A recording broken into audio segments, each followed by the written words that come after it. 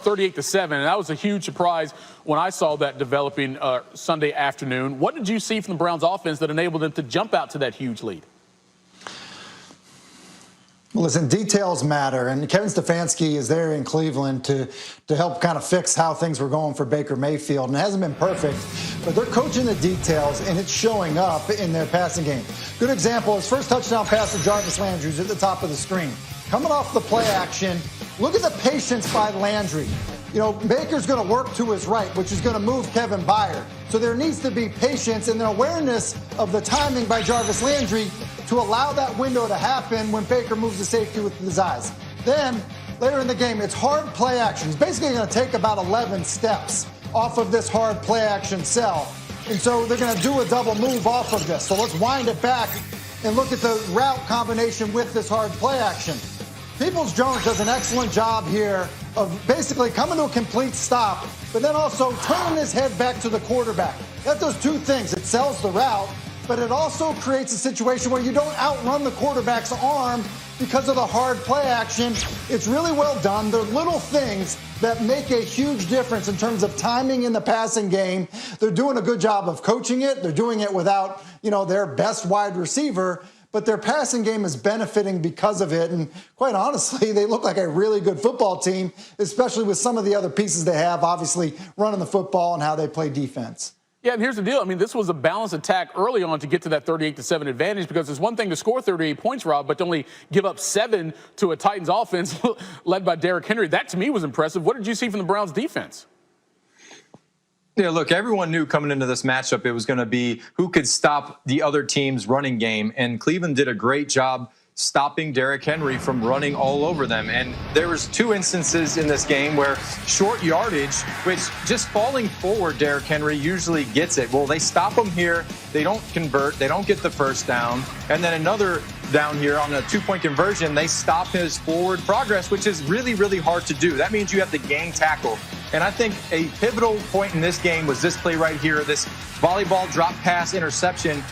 If Tennessee scores on that drive, it basically gets them into winning position. If the game progresses just as it did and they scored on this drive, they would have won the game by a point. So it just goes to show you that one play here or there at the end of the game always can count and matter. So Tennessee, look, they're not out of this thing. They're not going to be count out of here. So you heard Vrabel. It was on the coaches, on the players. So I think that they'll learn from this. They'll move on. And they're still a tough team. But Cleveland did a great job stopping Derrick Henry, that's for sure. Yeah, and Cleveland also guaranteed itself its first winning season since 2007. So Northeast Ohio, congratulations on that. Let's check out. This game was a defensive ball game right from the get-go. And they played really, really tough and gave us a hard time all day long. We had trouble scoring, moving the football, and we were giving them trouble scoring and moving the football as well. And it's just an uncharacteristic type of feeling that we're not putting any points on the board. And that 5 points just didn't hang very, very well.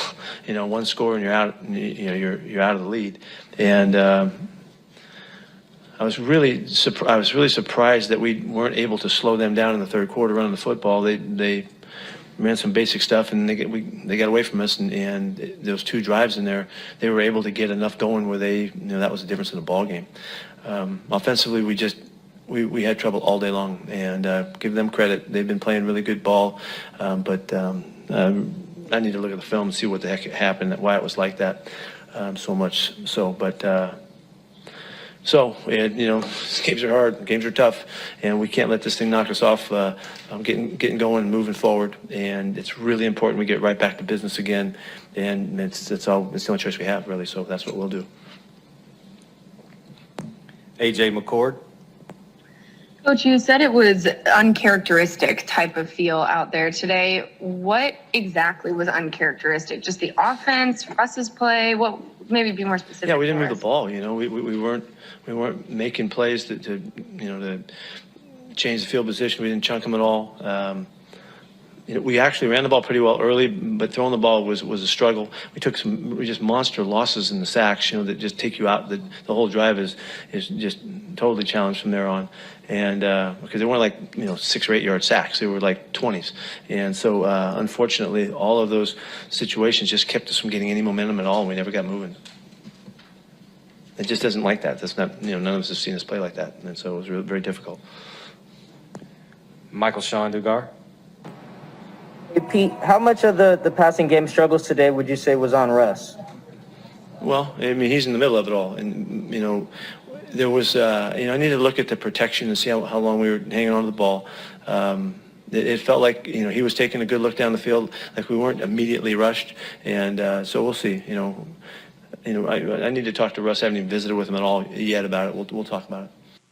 Yeah, I agree with Rob there. And I think the interesting part of it, Michael, is when you look at, how Seattle plays, it's kind of what Dan Graziano was talking about in the interview, is we're used to seeing them be explosive. And I think the thing the Giants did a good job of is limiting explosive plays. And, just doing that by itself, will give you a chance. And then, what Pete Carroll was talking about in that interview is the negative plays that basically just destroyed drives. And so I think that's the frustrating thing, is a little bit just surprising and unusual to see Seattle play like that.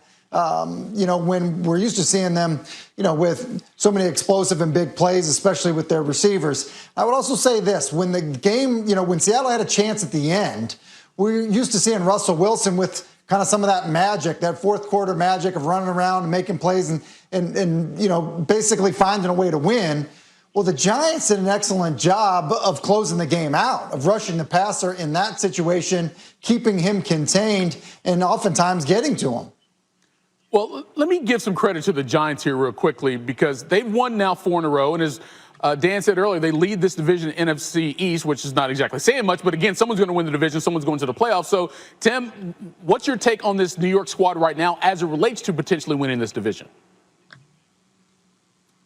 Yeah, look, I think you're right. I mean, look, no one could have seen it happening like this. I mean, Alfred Morris, having his first receiving touchdown against the Seattle Seahawks in this situation. I mean, it's kind of maybe it's 2020. I don't know. It's kind of a bizarre situation when you look at this division, you look at who's contributing. Look, Colt McCoy just went and beat a good football team, with a bunch of, guys that weren't scheduled to be playing for this team. So, look, I think you have to give them credit for hanging in there, for kind of not flinching in the environment that they're in. Look, do I think they're built to sustain success going forward? No, it doesn't look like that to me. But that doesn't mean we can't give them credit for doing something that's really hard to do, and they did it to Seattle today. Rob, what's your take on New York? Yeah, look, I agree with Tim here. I don't think this year's the year that they're going to go to the Super Bowl, but this is a great building block for Joe Judge. Hats off to that coaching staff, getting this team at midpoint of the season.